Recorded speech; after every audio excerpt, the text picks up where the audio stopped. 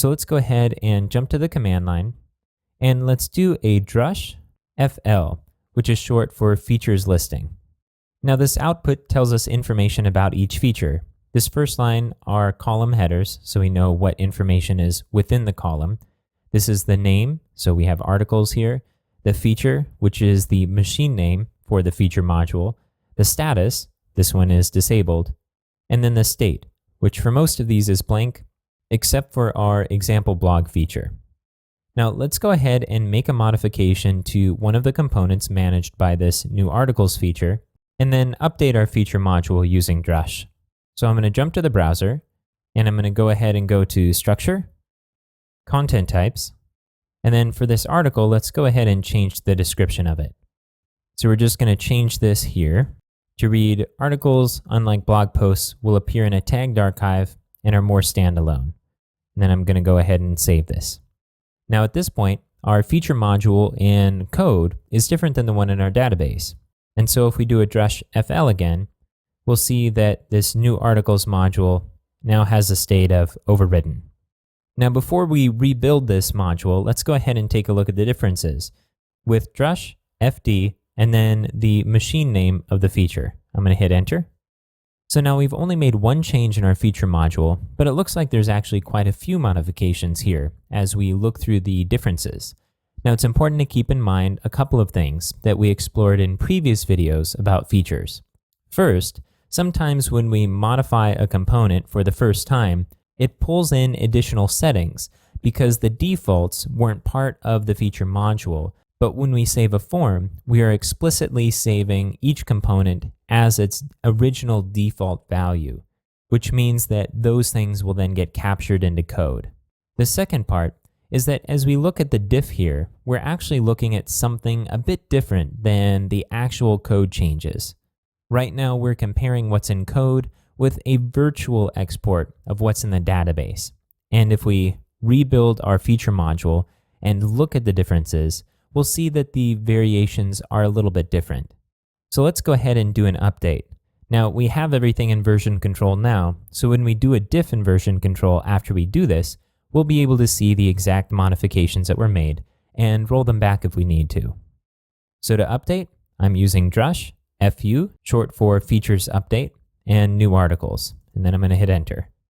We get a warning message that says that the module already exists, and do we really want to continue? This will happen every time that we do a feature update if the feature exists already. I'm going to go ahead and hit Y, and later, if we wanted to skip that process, we could simply pass the Y parameter to the FU command. Okay, and we get this message that says created module, new articles and sites, all modules, features, new articles, okay. So we're good to go. Let's go ahead and take a look at the differences real quick. I'm going to do a git diff. So now if we scroll down, we can see a full list of the changes that were made when we updated the module. And so if we wanted to evaluate these to make sure they were actually changes we want to pull in, we can do that now. I'm going to go ahead and hit Q to exit out of Vim. Okay, now that we've made our change, let's go ahead and begin rolling it back. This is going to be a two-step process.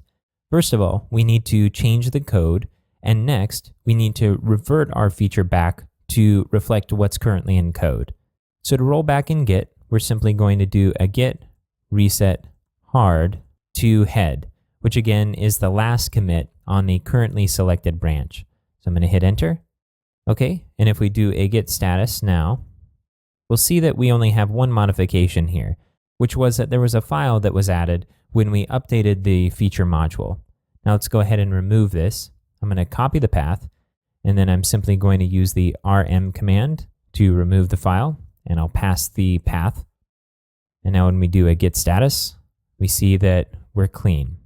So at this point, our code reflects our configuration before we made the change to the description for the content type.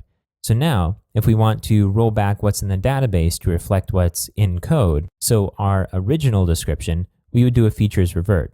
And we can do that in Drush as well, with Drush, fr, and then the name of the feature. It asks us if we actually want to revert. I'm going to go ahead and select Y.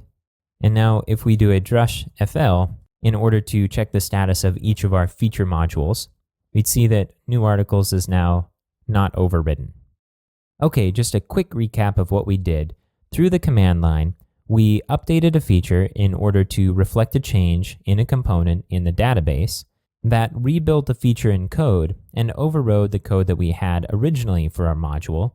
Then we rolled back the code change by doing a git reset, which pulled us back to our last commit.